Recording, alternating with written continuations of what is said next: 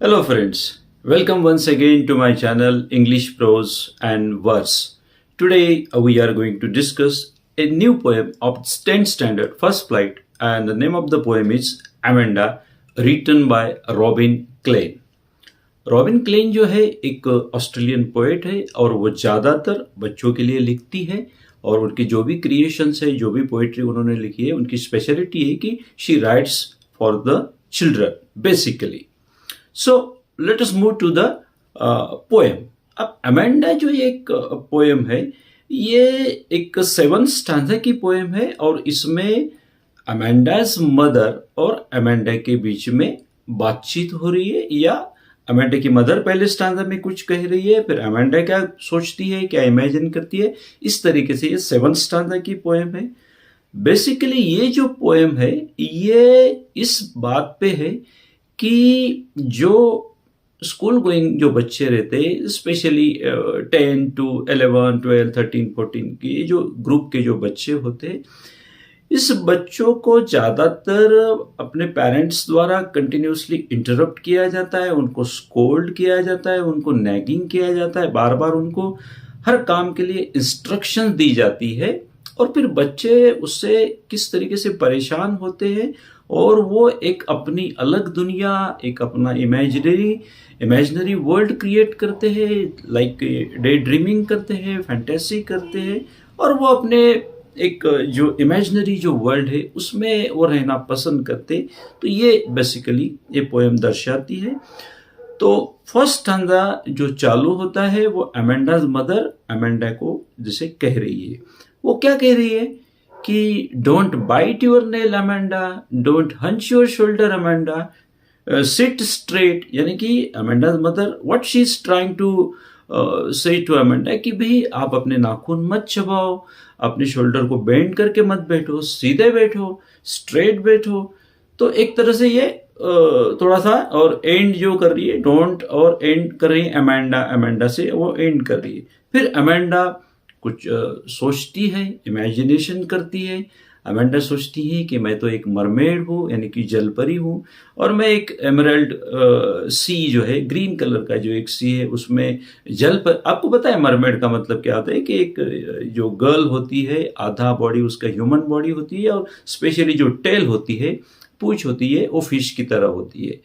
तो भाई मैं एक मरमेड की तरह पानी में बिल्कुल मूव कर रही हूँ, हैप्पीली उसको स्विम कर रही हूँ और मैं बड़ा इंजॉय कर रही हूँ क्योंकि मैं यहाँ की सोल इनहेबिटेंट हूँ, यानी कि मैं इस सी में अकेली हूँ. यानी कि हर स्टांजा में अपने आप को वो लोनली महसूस करना ज़्यादा पसंद करती है, जहाँ पे उसको कोई किसी प्रकार का इंटरप्शन ना हो, किसी प्रकार की कोई स्कोल्डिंग ना हो. फिर वापस थर्ड स्टैंजा में अमेंडाज मदर वापस उसको इंटरप्ट कर रही है कि did you clean up your room, did you finish your homework, did you polish your shoes. भाई तुमने अपना कमरा साफ कर लिया है क्या, तुमने अपना होमवर्क कर लिया है क्या, तुमने शूज अपने पॉलिश कर लिए क्या. और एंड करे कि अमेंडा अमेंडा अमेंडा. यानी कि इस तरीके से पोएम में अगर अपन देखेंगे तो रिपीटेशन भी यूज हो रहा है. एवरी जो सेंटेंस जो है एंड हो रहा है अमेंडा अमेंडा से, तो रिपीटेशन का यूज हो रहा है. शुरुआत डोंट या डिडंट से हो रही है.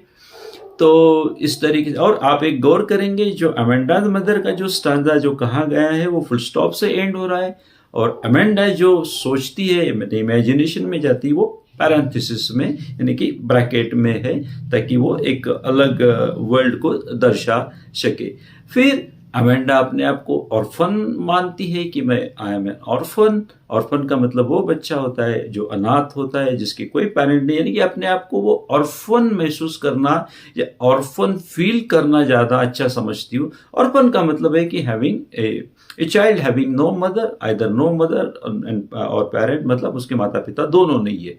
तो वो अपने आप को ऑर्फन महसूस करके स्ट्रीट पे वो बेयर फीट यानी कि नंगे पैर वो चल रही है और उसके चलने से एक डिज़ाइन का जो पैटर्न बन रहा है वो पैटर्न बन रहा है. लेकिन यहाँ पे वो बोलती है कि साइलेंस इज गोल्डन और द फ्रीडम इज स्वीट. यानी कि ये जो मुझे अकेला, ये जो साइलेंस जो है ये बहुत ही प्यारा है, ये गोल्डन साइलेंस मुझे मिला है, और मुझे जो मेरी आज़ादी मिली है वो बहुत ही प्यारी है, बहुत ही स्वीट है। यानी कि she wants to be alone where there is nobody to interrupt her, there is nobody to scold her, there is nobody to nag her. She wants to live her life lonely without any interruption as per his own wish and will. Because she got irritated, she got annoyed with the continuous scolding of her mother. फिर अगले stanza वापस Amanda की mother बात कर रही है कि don't eat that chocolate, you should take care of your pimples and acne. Acne यानी कि पिंपल्स, कि भाई don't you remember your acne, मतलब तुम तुम्हारे पिंपल्स का ध्यान रखो। मतलब what she wants to tell her mother wants to tell Amanda that if you eat more chocolate you will have pimples, यानी कि चेहरे पे तुम्हारे क्या हो जाएंगे, पिंपल्स हो जाएंगे, तो तुम चॉकलेट मत खाओ। अब कौन सा बच्चों को ये कहना अच्छा लगेगा कि तुम चॉकलेट मत खाओ, तो नेचुरली वो इरिटेट हो जाएगा, वो गुस्सा करेगा और फिर वो एक अपनी अलग दुनिया बसाने की कोशिश करेगा।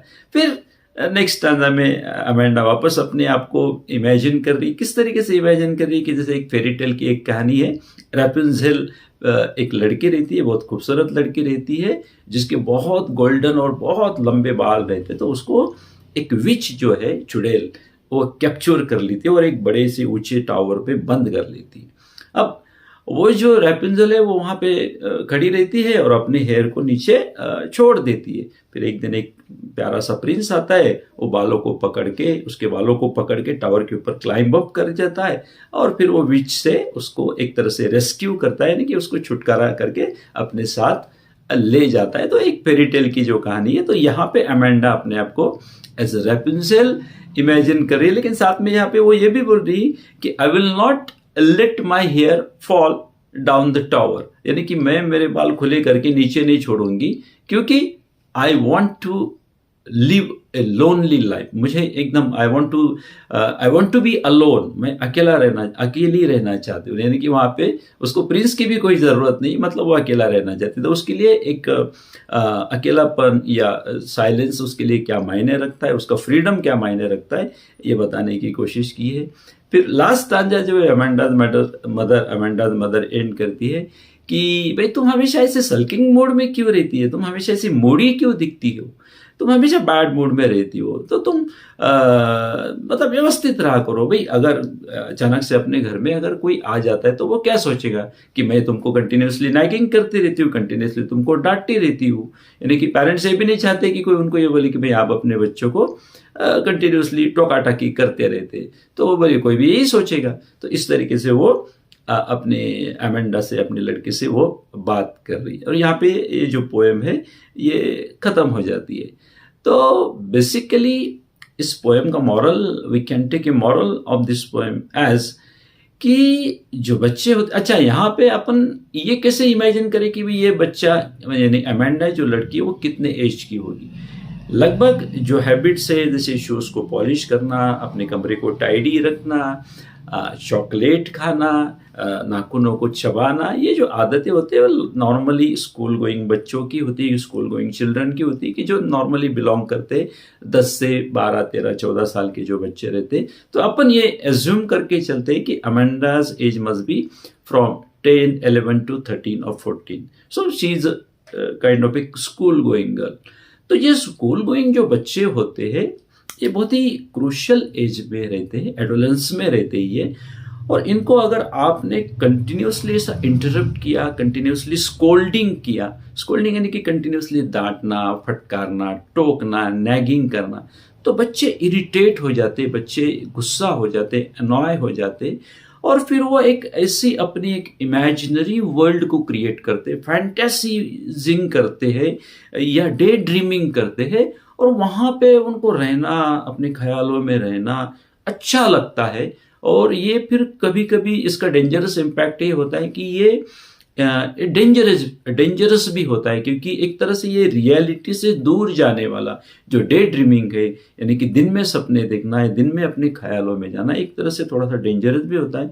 तो यहाँ पे एक मॉरल देने की कोशिश की गई है, एक तरह से मैसेज देने की कोशिश है पोएट द्वारा पेरेंट्स को, कि भाई अगर आपको अपने बच्चों की अपब्रिंगिंग सही करना है, उनको अच्छे से ग्रो अप करना है, उनको अच्छे से आपको संस्कार देने, तो आपको उनको जो छोटी-छोटी बातें होती है डे टू डे लाइफ की, जो छोटी-छोटी जो आप what exactly you want from your children, you should console them, you should properly guide them in a very silent and very patiently. आपको उनको बताना चाहिए कि भाई हाँ, आपके लिए अच्छा है, आपके लिए ये सही रहेगा, आपके लिए ये गलत रहेगा।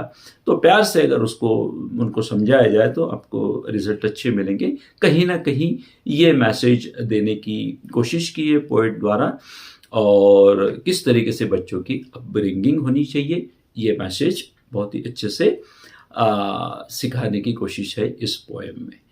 तो आई होप ये पोएम का पूरा कंसेप्ट, जो सेंट्रल थीम जो है या उसकी जो सेंट्रल आइडिया है, समरी आपको समझ में आ गई होगी।